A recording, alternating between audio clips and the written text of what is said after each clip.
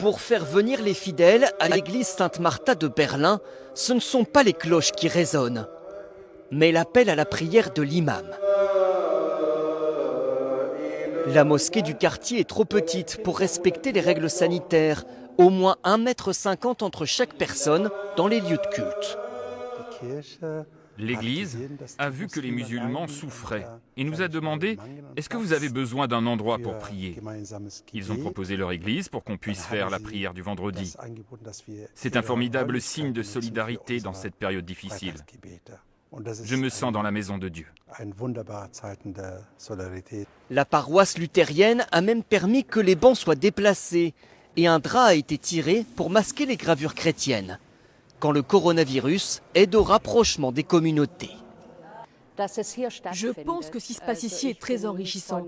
C'est une bénédiction. C'est touchant d'entendre ici l'appel à la prière. Et moi-même, j'ai pris part à la prière.